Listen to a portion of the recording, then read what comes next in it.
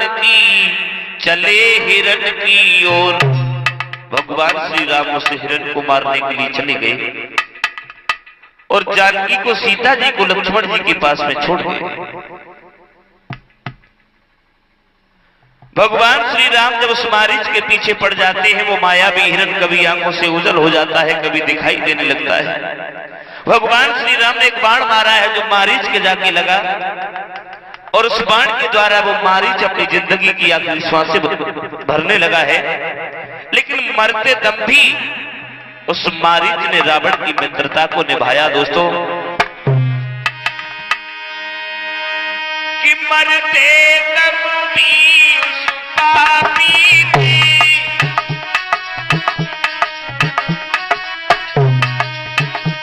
मरते दम भी उस पापी ने मित्रता निभाई रावण की। हे लक्ष्मण मेरी सुध लेना, हे लक्ष्मण मेरी सुध लेना, इतनी कहते हैं संवरण की। हे लक्ष्मण मेरी सुध लेना।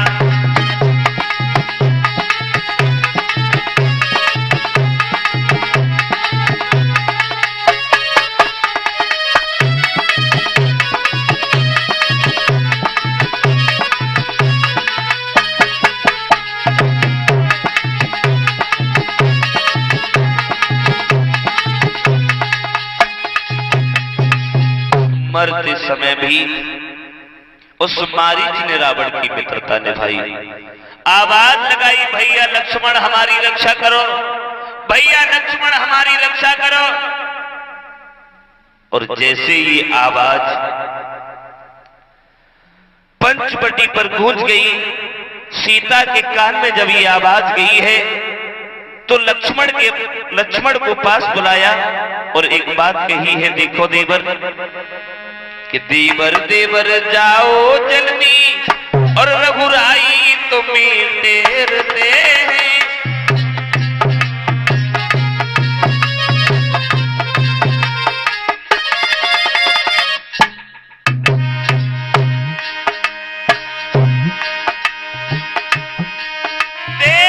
देवर जाओ जल्दी रघुराई तुम्हें टेरते हैं।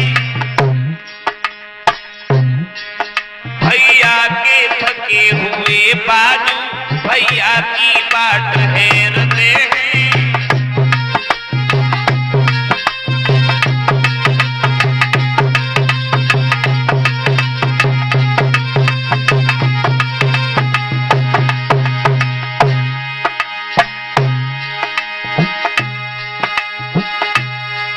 भगवान न जाने कितनी कष्टों के मुख में ही, कितनी कष्टों के मुख में ही।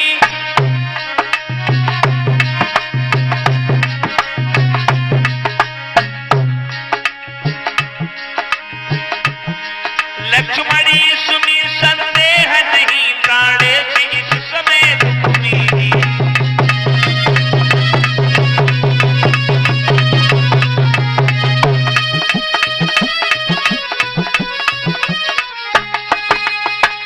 जवाब दिया है सीता ने, देखो लक्ष्मण, क्या तुम्हें आवाज सुनाई नहीं दी?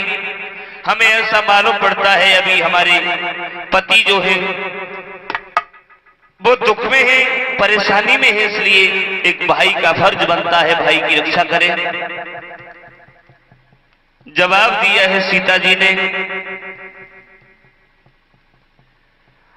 जितनी जल्दी हो सके तो प्रभु राम के पास में चले जाओ। और जैसे ही इतने शब्द लक्ष्मण ने सुने, जवाब दिया है, भाभी भैया हमें तुम्हारे पास में छोड़ करके गए हैं, मैं तुम्हें छोड़ करके अकेला पंचवटी पर नहीं जा सकता। और जैसे ही इतने शब्द सीता ने सुने तो जवाब दिया है, अब मेरी समझ में आ गया, आज मेरी समझ में आया है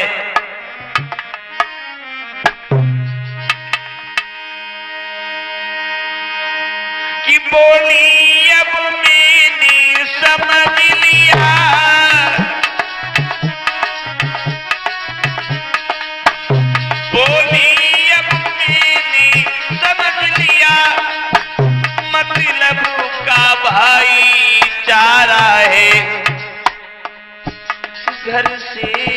बनों में आए हो, घर से जो बनों में आए हो, इसमें कुछ स्वार्थ तुम्हारा है। घर से जो बनों में आए हो,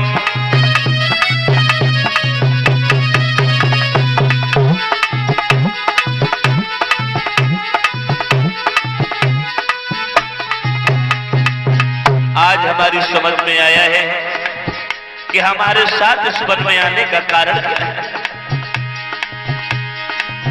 सच है प्रपंचियों में रह करे,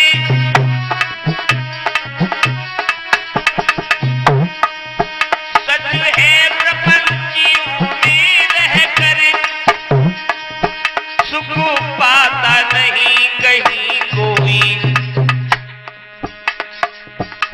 भाई सा ससुर नहीं जग में,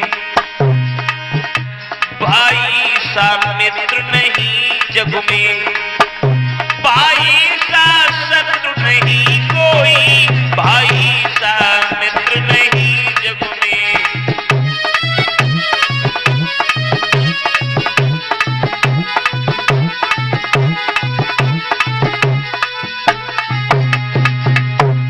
सीता ने जब ये कहा कि भाई जैसा मित्र नहीं होता और भाई जैसा इस दुनिया में कोई शत्रु भी नहीं होता, आज हमारी समझ में आया है कि घर से यहाँ आने का तुम्हारा कारण क्या है, तुम्हारा मकसद क्या है। और जैसे ही इतने शब्द लक्ष्मण ने सुने हैं दोस्तों, वो शब्द लक्ष्मण के हृदय में एक तीरों की भांति जाकर के छुप गए। वो सुत हृदय में जाते ही, वो सुत हृदय में जाते ही, और टुकड़े हो कर निकले, मिल सकी न जगह ठहरने को। चाचा जी, मिल सकी न जगह ठहरने को, तो आंसू हो कर निकले, मिल सकी न जगह ठहरने को।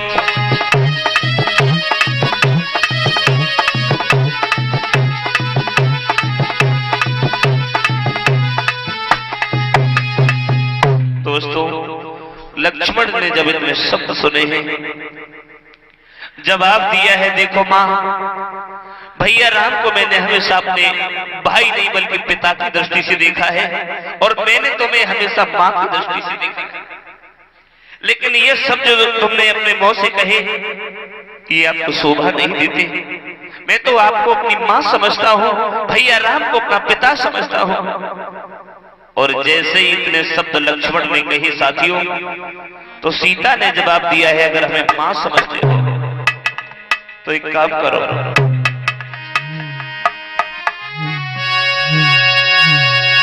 अरे यदि माता हमें समझते हो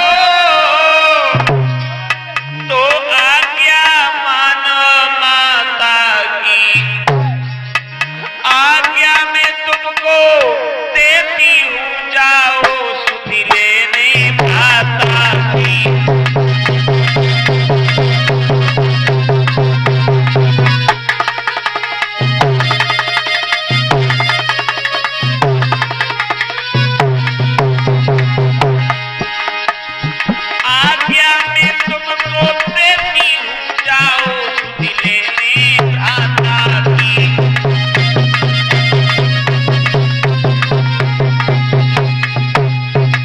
जवाब दिया है सीता जी ने, अगर हमें माता समझते हो तो हमारी आज्ञा का पालन करो। एक मां के आदेश का पालन करना ये पुत्र का धर्म होता है।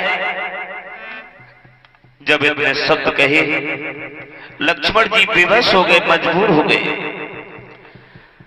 चलते समय भी लक्ष्मण जी ने क्या किया, जाते जाते भी उन्हें इतना रहा विवेक, और सीता के चारों तरफ रेखा खींची एक, और जवाब दिया है,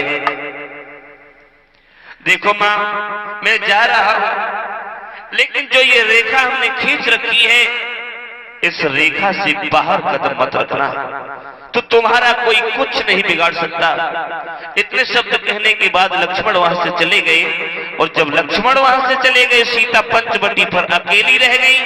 तब वो दशकंदर रावण जो था आगे बढ़ा, आगे बढ़ा, महात्मा का स्वरूप धारण किया है,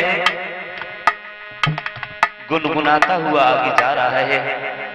पंचवटी पर सीता जी जहां कुटिया पर अकेली है, तो सीता जी ने क्या देखा कि सीता की आंखों ने देखा और बूढ़ा सा योगी आता है।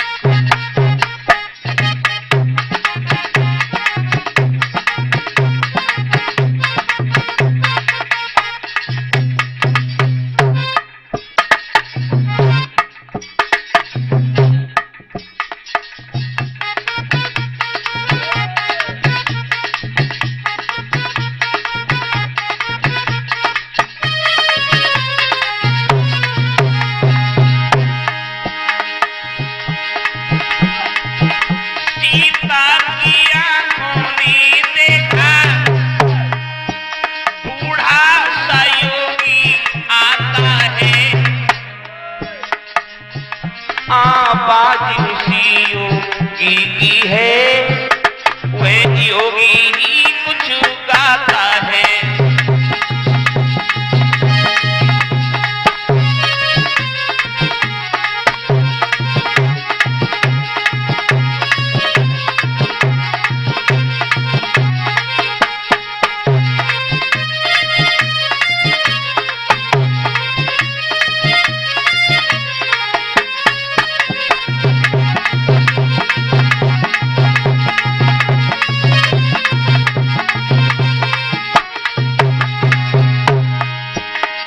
और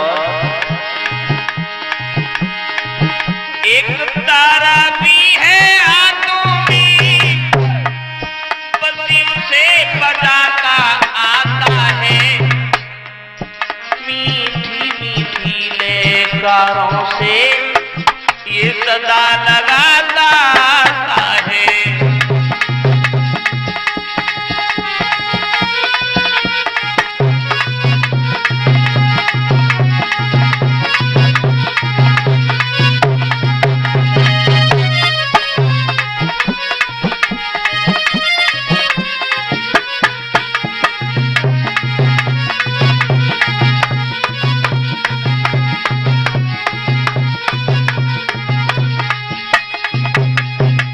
देखा है सीता ने, सामने से एक महात्मा आ रहा है, एक योगी आ रहा है।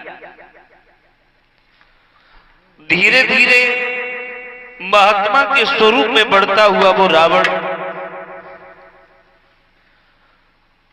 कुटिया के समीप पहुंच गया। भिक्षा लेने के लिए जब आगे बढ़ा फकीर, ठहर गया वह बीच में जब देखी एक लकीर। जैसे ही वो रावण भिक्षा लेने के लिए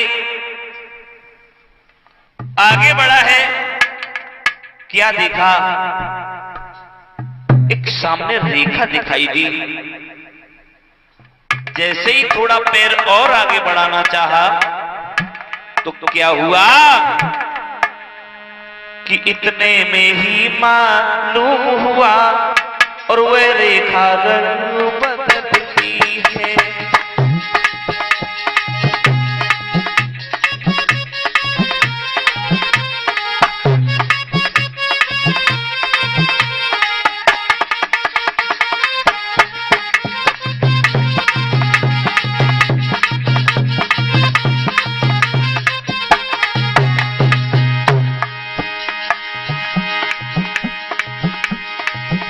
इतने में ही मालूम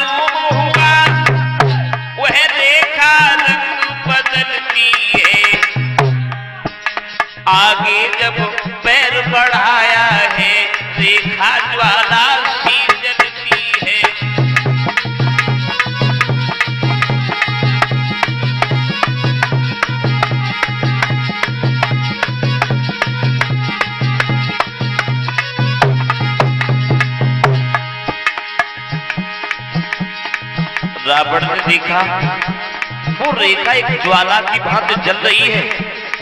फिर मन में एक बात सोची, सोचा यह कोई माया है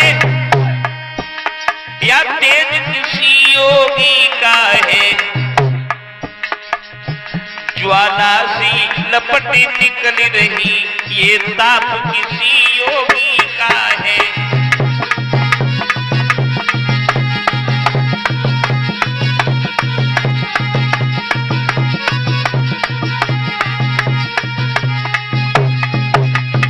जैसे ही रावण ने देखा वो रेखा जो है ज्वाला जैसी जल रही है, मन में एक बात सोची, अगर मैंने अंदर प्रवेश करना चाहा तो मैं जल करके भस्म हो जाऊंगा।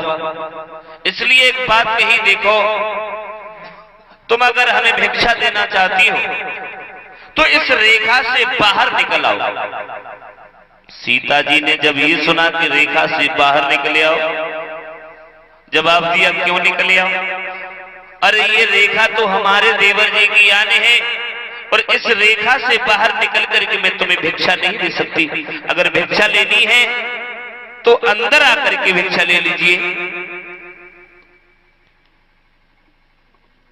जब ये कहा तो रावण कहने लगा है, वह बोला तोड़ो नहीं तुम देवर की आने, तो ये बाबा भी लेगा नहीं इस प्रकार का दान।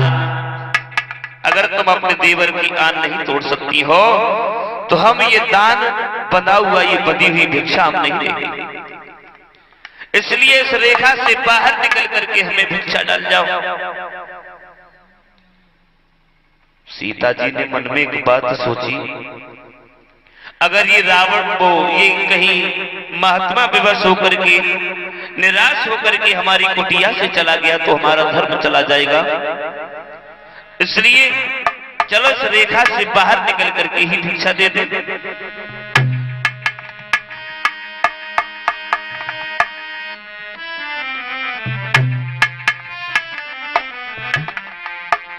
मन में एक बात सोची है सीता जी ने कि देवर की आनी रहे न रहे,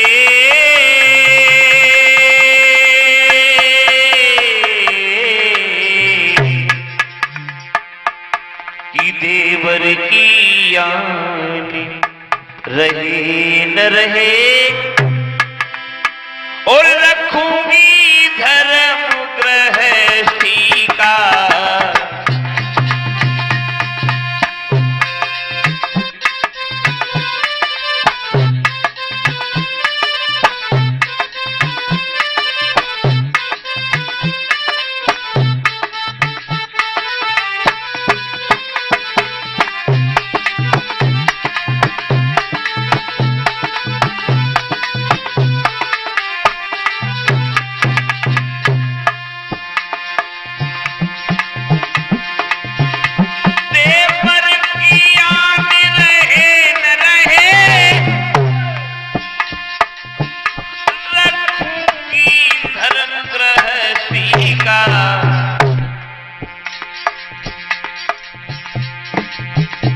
अब इस रेखा का ध्यान छोड़ी,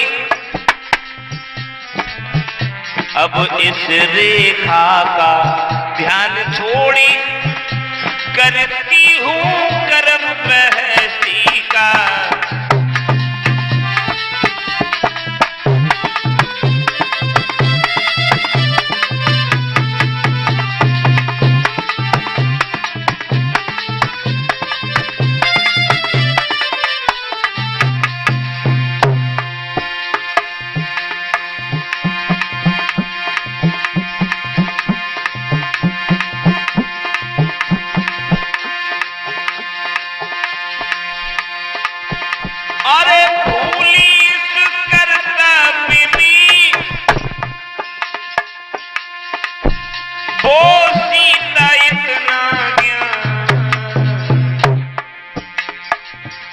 और पहले जाके पात्र को अरे पहले जाके पात्र को गोदान।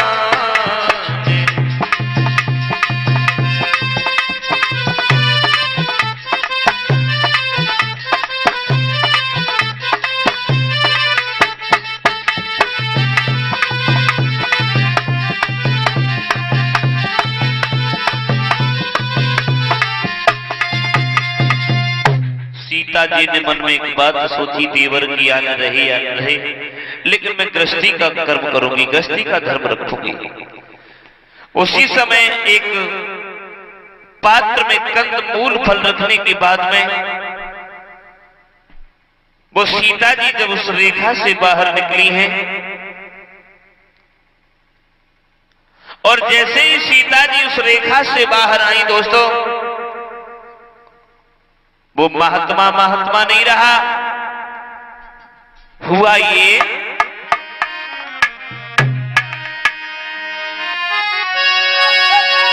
अरे रेखा से बाहर आते ही और उसी योगी ने पाना बदला, रावण हो गया वही मोखी फकीरा ना बदला।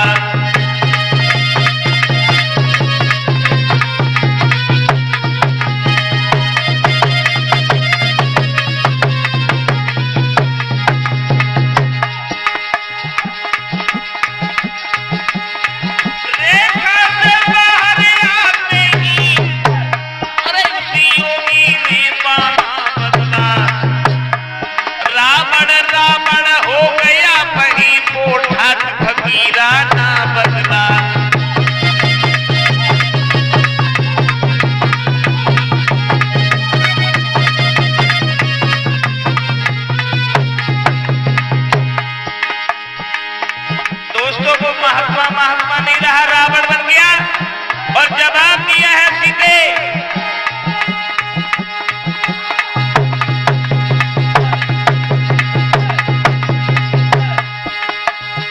बोला यो सीता सावधानी, अब तू मेरे पंजे में है, मैं लंका का पति रावण हूं, अब तू मेरे कब्जे में है।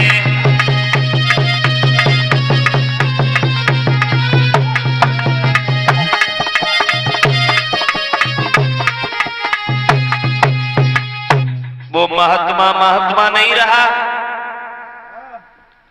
रावण अपने स्वरूप में आ गया। जवाब दिया सीते, मैं लंकाधीश रावण हूं, अब तू हमसे बच नहीं पाएगी। ये सुनकर तत्काल ही सिया हुई बेहाल,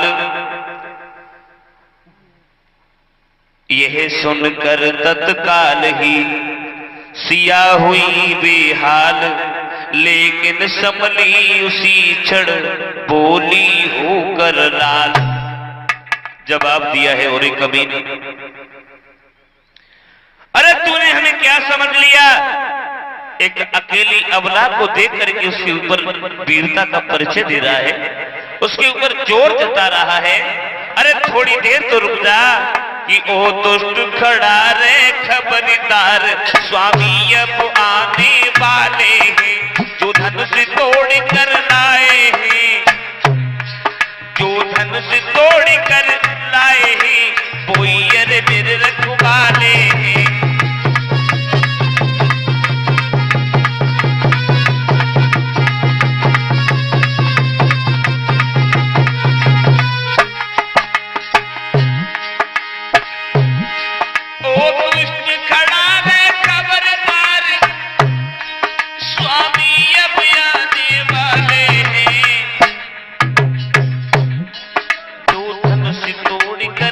लाए ही बोई अरे मेरे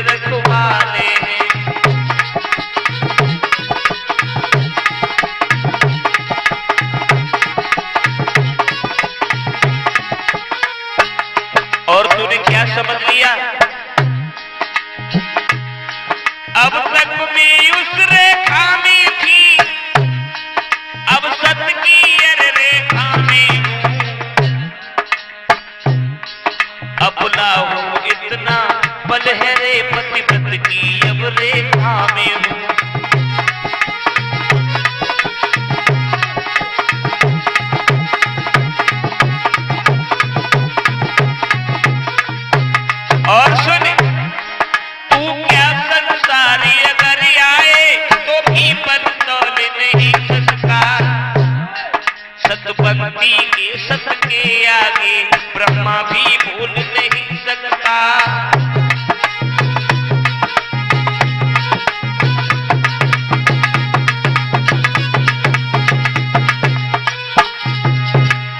और सुन, तानी के बटुए की क्षमता करती झोली भिकमंगे की। सूरज के पास पहुंच जाऊं छाये नीच पतंगे की।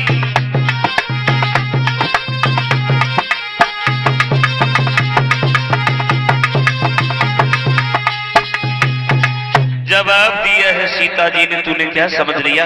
अरे अब तक मैं उस रेखा में थी, लेकिन अब अपत्य धर्म शक्ति रेखा में हूं, और तू इस तरह से हमारे सामने बढ़कर के बोल रहा है। इतने शब्द सुनने की बाद में रावण लज्जित हो गया, सुनकर ऐसे बैन। अंधकार में एकदम खुले हृदय की नैन। देखा उसने सुसमय एक अपूर्व प्रकाश। नया विश्व पृथ्वी नई, नया स्वर्ग आकाश।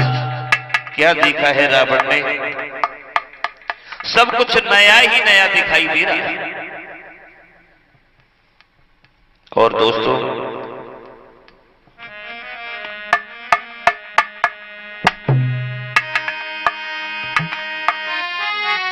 कि मानो नवीन घन मंडल सा, अरे संपूर्ण सृष्टि के ऊपर है। उसमें ज्योतिर्मय मूर्ति एक सोने के सिंहासन पर है।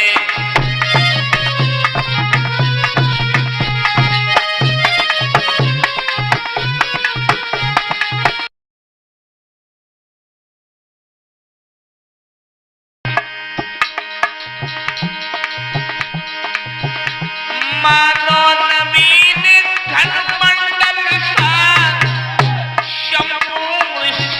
के ऊपर है। उसमें ज्योतिर्मय मूर्ति एक सोने के सिंहासन पर है।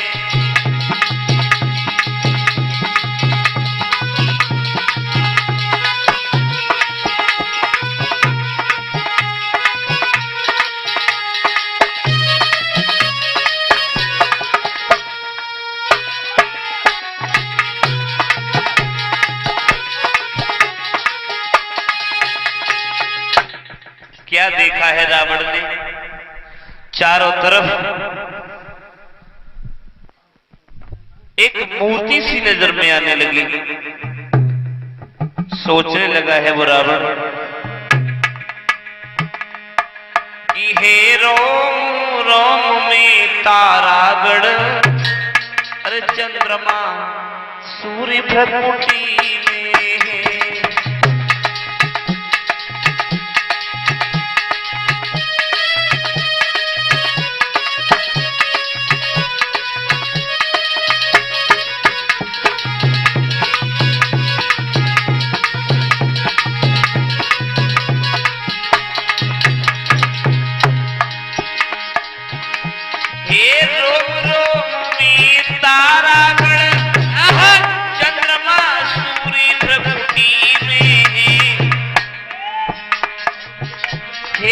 चारों दिशा भुजा चारों, सब उदय अस्त चुपटी में है।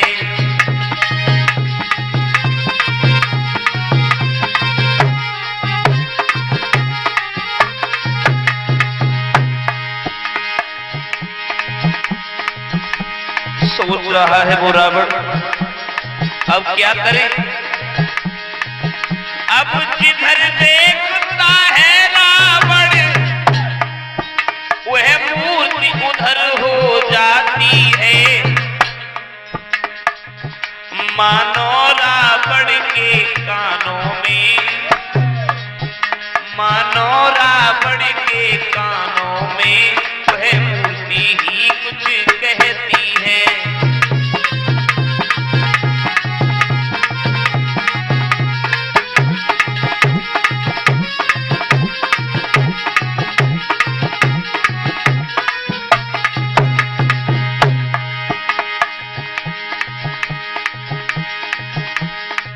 अब रावण के हृदय को हुआ पूर्ण विश्राम,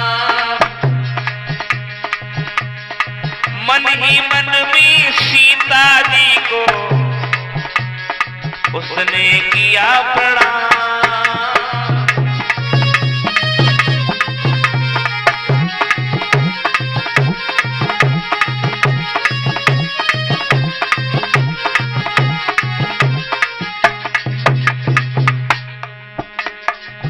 मन ही मन में उस दशकंदर रावण ने सीता जी को प्रणाम किया, लेकिन सीता जी को उठा करके अपने रथ के ऊपर बिठा लिया। और आज वो रावण पुष्पक विमान के द्वारा सीता जी को रथ में बिठा करके जब ये लंका की ओर बढ़ा है, ऐसा ही नहीं, लेगो रावण सीता नारी, लेगो रावण सीता नारी, हई भिखारी हुई गिरा, लेगो रावण सीता नारी, हई भिखारी हुई गिरा।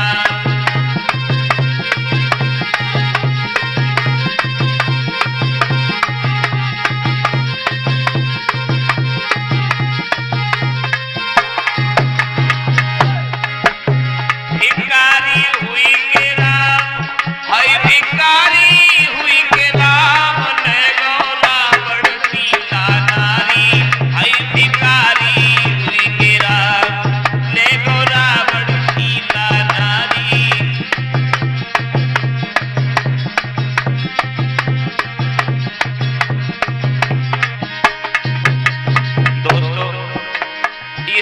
हरण का पवित्र आख्यान मैंने जो दिया है बालाजी कैसेट कंपनी राजा का रामपुर के द्वारा। इस कैसेट की रिकॉर्डिंग करता है धर्मेंद्र सिंह यादव उर्फ टीनू यादव। इनका मोबाइल नंबर है 09761451713। हमारे साथ में ढोलक पर साथ दे रहे हैं चाचा जी प्रदीप निर्मोही, जो नंगलाधनी एटा के रहने वाले हैं।